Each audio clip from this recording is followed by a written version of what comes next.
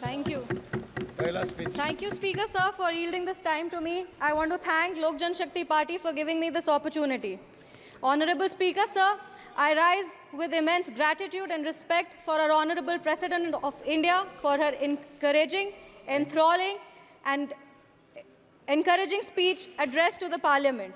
It is with great pride and wholehearted support and appreciation for the vision that she has laid out for us. हम बोलना चाहेंगे speaker महोदय कि हमारे यशस्वी और ओजस्वी प्रधानमंत्री श्री नरेंद्र मोदी जी के नेतृत्व में भारत लगातार विकास की ओर अग्रसर है।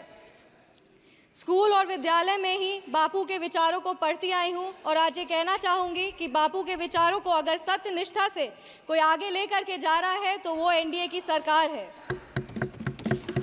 सर, बापू का विचार था कि गरीबों को मुख्य धारा से जोड़ा जाए और एनडीए की सरकार बखूबी ये कर पा रही है।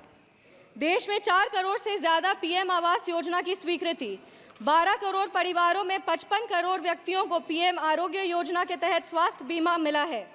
25 करोड़ लोगों को मल्टी डायमेंशनल पॉवर्टी के बाहर लाया गया है सर, और 80 करोड़ आबादी को पीएम गरीब कल्याण अन्न योजना के तहत लाभ लगातार मिल रहा है।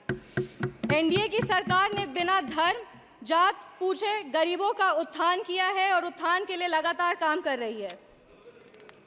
सर, हम बिहार से आते हैं और बिहार ने 2005 से लगातार एनडीए को बुलंदी और मजबूती दी है। बिहार में एक नेता, नियत, नेतृत्व और कड़ी निष्ठा से एनडीए बिहार को उसका गौरव और एक नया कीर्तिमान वहाँ पे विकास का गढ़ रहा है। हमारे पार्टी के नेता श्रद्धेय रामविलास पासवान जी ने लगातार बाबा साहब भीमराव अंबेडकर के पद चिन्हों पर चलकर दलित, शोषित और वंचित वर्गों को आगे बढ़ाया है। आज हम बाबा साहब भीमराव अंबेडकर की बात कर रहे हैं और उनका एक कोट पढ़ना चाहेंगे। I measure the progress of a community by the degree of progress which the women have achieved.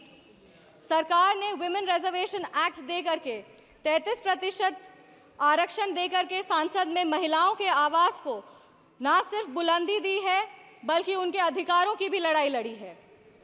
लखपति दीदी की योजना, उज्ज्वला योजना और महिलाओं को मुद्रा लोन देकर के महिलाओं की आर्थिक स्थिति को मजबूत किया गया है।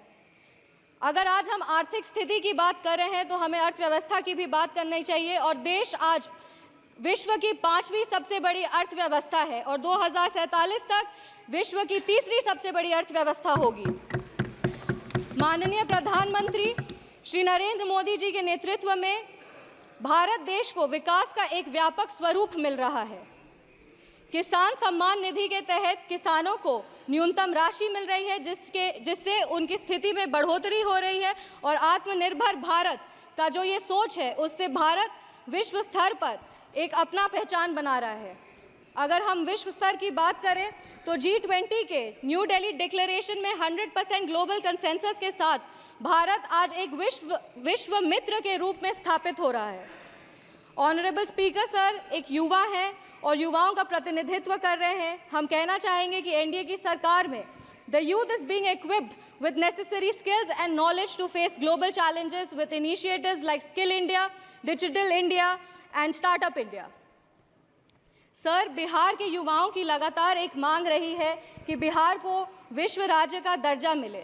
बिहार का प्रतिनिधित्व कर रहे हैं, इसीलिए हम हमारे माननीय प्रधानमंत्री जी से अनुरोध करेंगे कि इसके लिए अगर नीति आयोग में कुछ बदलाव किया जाए तो उस पर उनकी विशेष दृष्टि हो और बिहार को भी आगे बढ़ने का सामान्य अधिकार मिले। Sir, I am firmly convinced that with continuous efforts and visionary policies of the NDA government, Bihar will be an example for the development of the entire nation. I want to reaffirm our commitment and Lok Jan Shakti Party's commitment to NDA's leadership और हम अपने राष्ट्रीय अध्यक्ष श्री चिराग पासवान जी को भी धन्यवाद देना चाहेंगे कि आज उनके वजह से बिहार की महिलाओं को और युवाओं को भी आवाज़ मिल रहा है। इस सदन की गरिमा और इस सदन के इतिहास को देखते हुए सर 2 पंक्ति पढ़ना चाहेंगे। जो भरा नहीं है भावों से बहती जिसमें रसधार नहीं, जो भरा नहीं है भावों से बहती जिसमें रसधार नहीं, वो हृदय नहीं है पत्थर है जिसमें स्वदेश का प्यार नहीं। धन्यवाद speaker sir, thank you. Thank you, Sambhavi, for your maiden speech. Now, G. Thanuja Rani. Sushri G. Thanuja Rani. Next, Shri Abhay Kumar Sinha ji. Abhay Kumar Sinha ji.